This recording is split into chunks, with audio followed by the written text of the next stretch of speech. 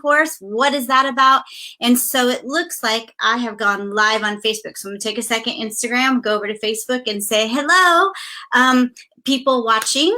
I want to say thank you. I want you to know that I'm also doing live on Instagram over here. So trying to double wham it. So if you see me look over there, that's what I'm doing. Or if Instagram sees me, look over here. And so we're going to talk about the Chromebook Infused Classroom. I'm super excited about this book coming out, but I didn't want to wait. It takes a long time for a book to come out. You got to go through editing and you've got to go through all of these things.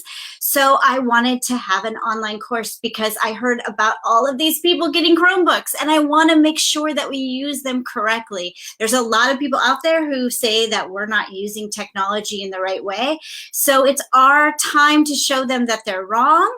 And so that's what the Chromebook Infused Classroom online course is about. And what makes this special is that during this pre-open window from April 22nd to May 8th, or until too many seats are sold. I can't, there's a lot of questions that come when people are inside of a course. And so I have to limit the number of seats. So either May 8th or the number of seats have been sold.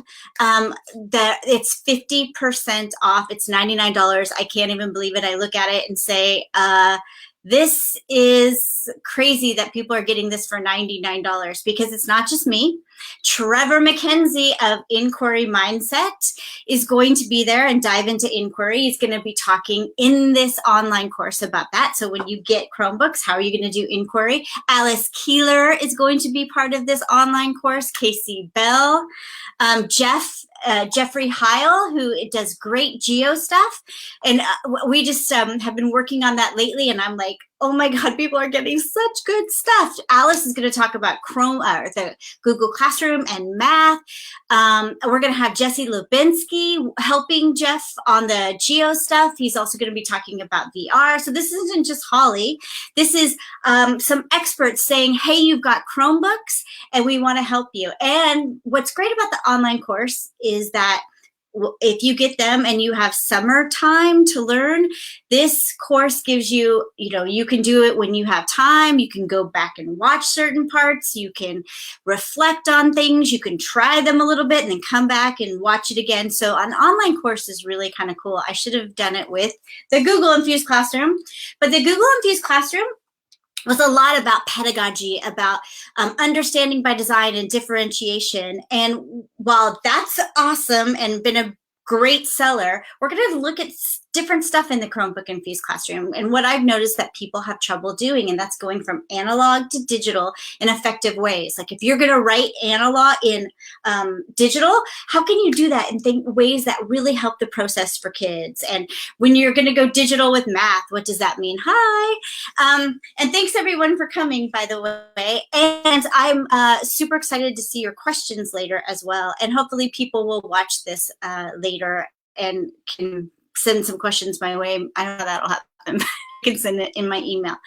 Anyway, so I wanted you to know why the Chromebook Infused Classroom, and that's why, because with all of these in the hands of teachers, and I see it in the hands of teachers at schools that I work in, and they're doing the best they can, but you don't know what you don't know. So this is a way to have someone come along with you, and that someone's going to be me and Alice and Casey and Trevor and all the people, and say, hey, you want to do geo? We've got some ideas for you. And we're going to talk about Gen Z and who these learners are and why it is we need to have Chromebooks and change stuff. So, so that's what the Chromebook Infused Classroom is going to be about, but I want you to know what to expect. And it's not, I'm not going to teach you. I'm going to have a little teeny part about G Suite, but this isn't about G Suite. This isn't about the share button, which is important. This isn't about making a Google form. It's about making a Google form with a purpose in mind. Maybe kids need to turn in work. I am not going to talk to you about making multiple choice forms on a Google multiple choice questions on a Google form. That's not what I'm about. Anyone who reads my stuff or sees me speak knows I'm not talking about that. What I'm talking about is teaching and learning and doing that well in a device-rich classroom, and this device is a Chromebook. And it's also going to look at like what's coming up in 2020 to 2030. We know that it's going to be a really big and dynamic decade of change. And so whether we've caught up and doing new and technical stuff in our classrooms, we are going to have no choice in 2030. It was kind of going around Twitter yesterday, Kai-Fu Lee, who wrote the book AI Superpowers, and I say this in my keynote, but he has said that the next decade will be so rich with change that it'll be like the difference between having electricity and not having electricity. And this is the decade that we are lucky enough to be teachers in, and we're lucky enough to have Chromebooks. So we're going to be able to do amazing, amazing things. And that's what this course is going to be about. So how is it different than other courses? I don't know. I think what makes it different is the experts that I'm calling on and my own kind of expertise in using a Chromebook in the classroom and really thinking about pedagogy first. So I see it happen. People get Chromebooks and they're like, how do I put a worksheet on this? I'm going to teach you how to not ask that question, where you're not even going to be thinking about that.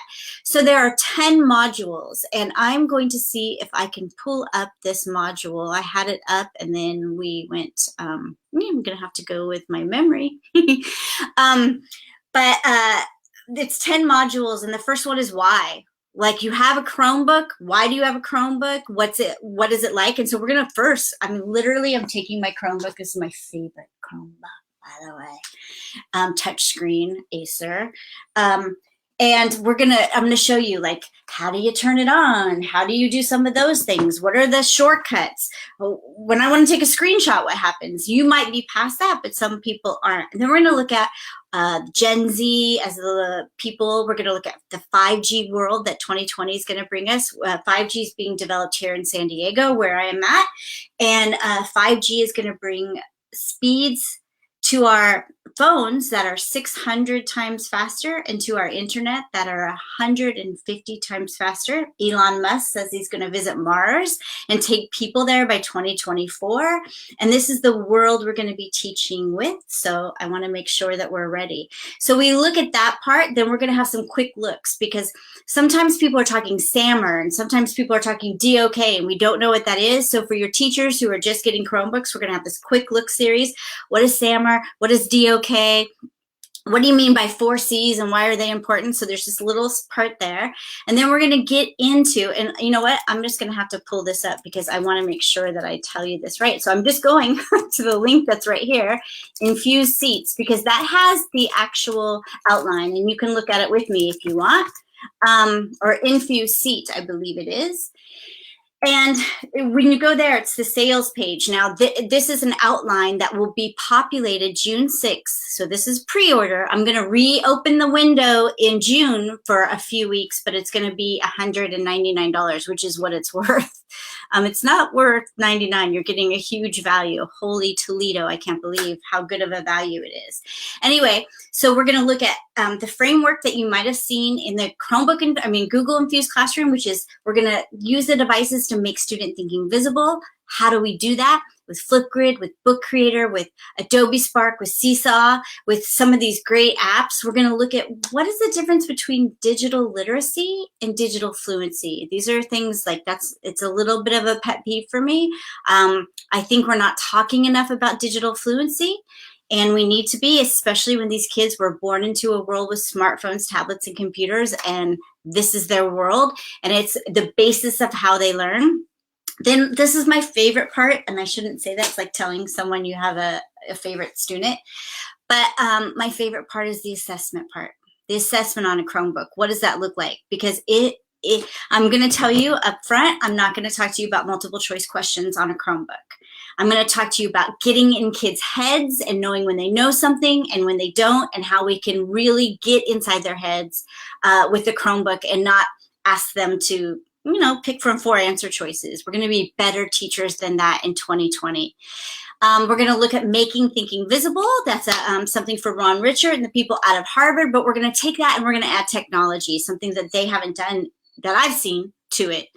Then we're going to go from analog to digital. So are you writing? We're going to show you how to do that from, you're good at it analog and you give comments on the side. How can you do that in purposeful ways digitally with the final product being Adobe Spark? Blow your mind. We're going to take reading digital so that we can really interact with reading online with Go Formative and things like Insert Learning. We're going to look for tips. Alice Keeler is going to help out with this. Tips for, the people on Facebook. I'm sort of not looking at you. I'm looking at the Instagram people. It's not nice. I'm sorry. But we're going to look for tips with on math, going digital with math. What does that look like with Alice Keeler? And then for our social studies and science people, we're doing inquiry. How do you do inquiry digitally? And I'm going to have a guest. I shouldn't do this either. It's not my favorite guest because I got some great people on here, but one of my favorite people, let's say, Trevor McKenzie, doing great stuff with this in all grade levels. We're going to go look at digital workflows. This is something that I see teachers have problems with. Like, how do they turn stuff in? And what's the best way for them to do this? Like, if I want an assessment, how do I do that? And then how do I get it back to me? And everything doesn't have to happen in Google Classroom. It can. And Google Classroom's great. But I like another thing, and this is on the 6th element. There are 10. I like another little thing called hyperdocs. So I don't want to just teach you about hyperdocs. So I'm bringing Lisa Heifel in, one of the authors of hyperdocs. And she's going to talk to you about the difference. And together, we're going to talk to you about the difference between a hyperdoc and a multimedia text set, what one looks like, what the exploratory part is, how you get started. If you're already started, how you go further. I mean, this class has a lot of stuff. I look at this and say, how am I doing this for $99? Anyway, and where was this when I was starting out? So we're good there. We got our hyperdocs, but you can't, oh my God, I'm obsessed with GeoTools. So I found my favorite San Diego GeoTool person in New York, and Jesse Lubinsky and Jeffrey Heil are going to come in and talk to us about the new Google Earth, people. It is legit. Tour Builder and, we were working on this just the other day, Jeffrey and I, the arts and the art project that Google has and what you can do with that and all the lessons that are out there and this thing. There's just so much. I learned stuff. It's amazing. And so we're going to have them taking us through that. And then we're going Google Classroom. Chromebook, you got to talk Google Classroom. Why should I do it? I'm going to have Alice Keeler come in and talk to you about Google Classroom tips and tricks. So you're not just getting Holly here, you're getting some amazing other people. And then we're going to look at in part 9, extensions and add-ons.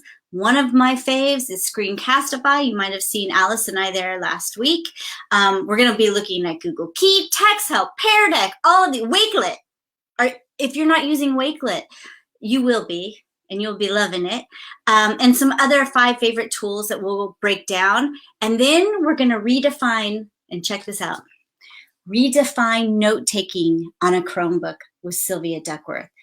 Did you know you could sketchnote on a Chromebook? If you didn't, you're about to find out how.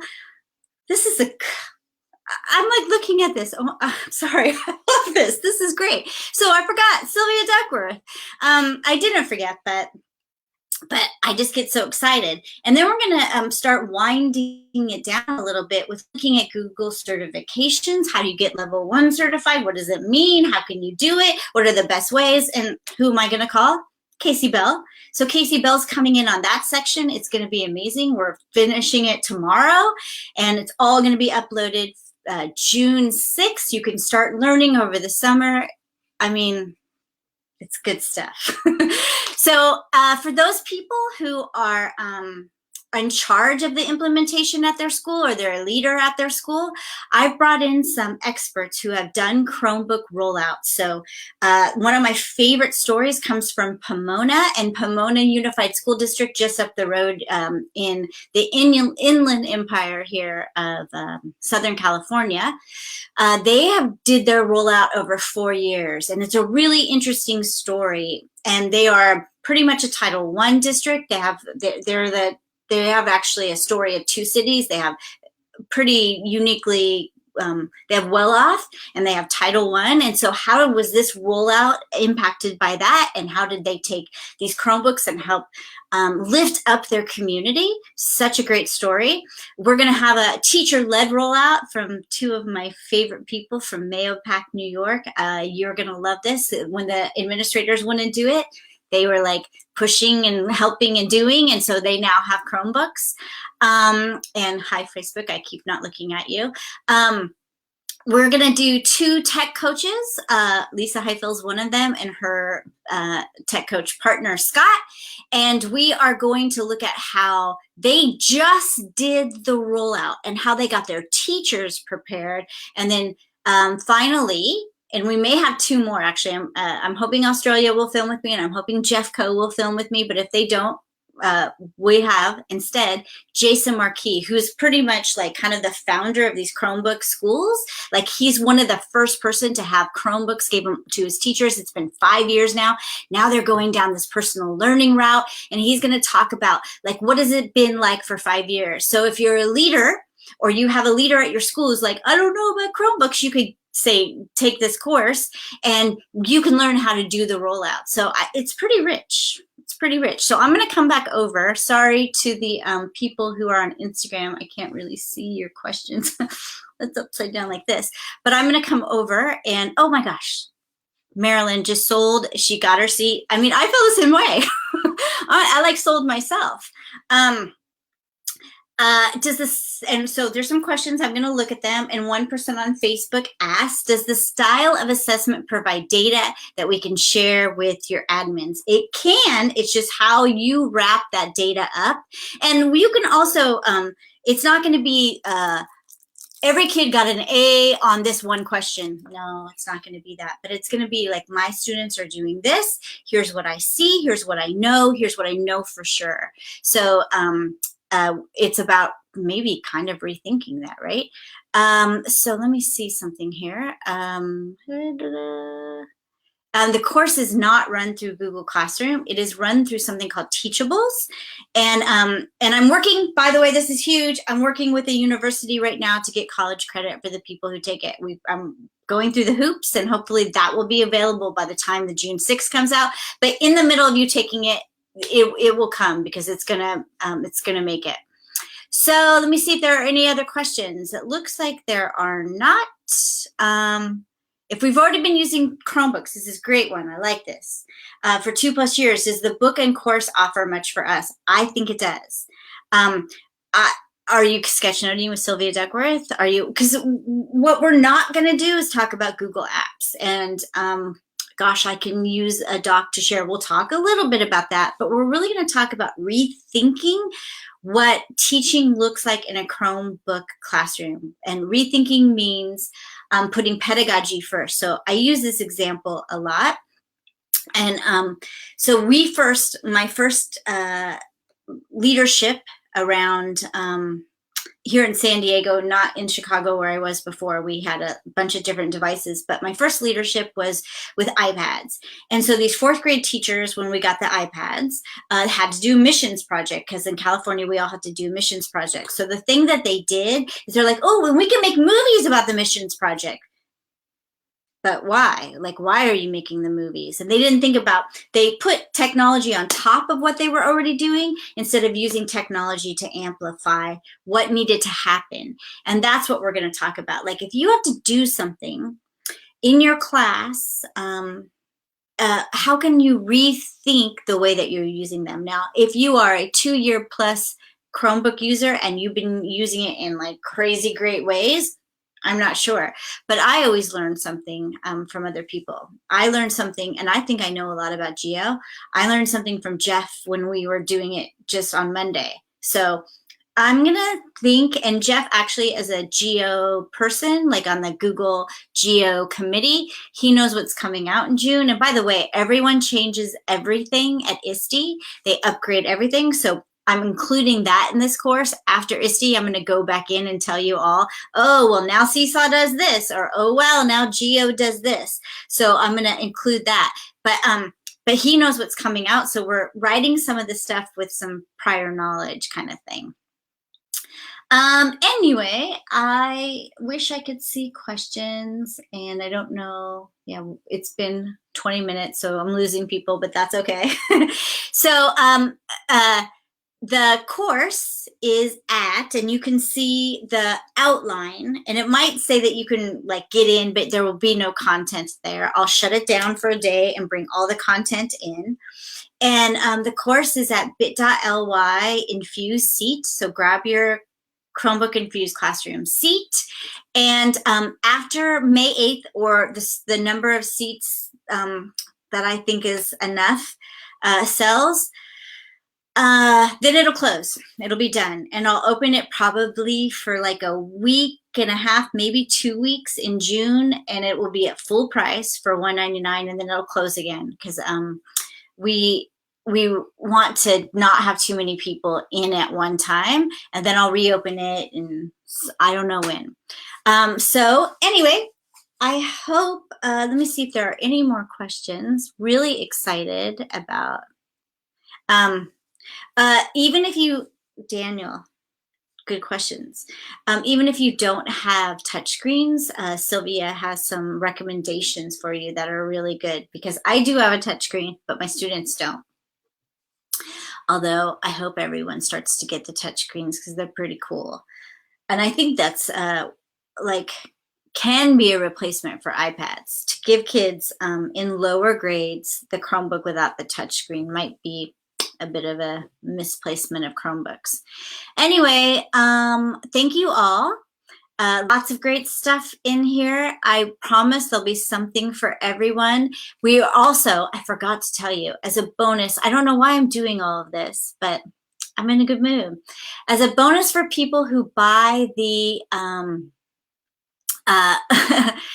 as a bonus for people who buy the pre-order, I'm going to, as I finish the Chromebook Infused Classroom, to that email list, I'm going to send you out some of the early Chromebook Infused Classroom information. So the stuff in the book is going to be a tiny bit different than the stuff in the online course. And so you'll be getting access to that, as well as a code to get the Chromebook Infused Classroom book at a special customer seems wrong, a special teacher price. Anyway, I don't see any more questions. Also, I'm going to be picking someone in here, and so there were not that many people in the Facebook one. I'm going to be picking someone to win the course. And I'm also going to, if anyone tweets about this by grabbing from Twitter or Instagram some of the images I have, and they tweet like, I want to get the Chromebook Infused Classroom, I'm also in the next 24 hours going to be looking for those. And I told my friend not to call me, and she just did. And that was Lisa Heifel. Anyway, if you tweet about it, I'm going to pick a winner from there as well. So thank you for watching, and please share with staff members, because you are obviously connected, you know about this, but you probably have staff members in your school who aren't and wouldn't know that there's a Chromebook Infused classroom online class, and they're probably the one who needs it, unfortunately. Thanks, Tracy. I'm excited too. I hope it is. I mean, it's coming together so well. So I'm 100% behind this course. I went crazy there for a minute. Anyway, adios, and I'll be looking for the tweets. And oh, thank you, Marilyn. That's nice. It's a lot of hard work. Anyway, I just want people to do this right for students. That's all it's about. It's about the kids in classrooms. So thank you, and I will see you in the course, hopefully. And goodbye.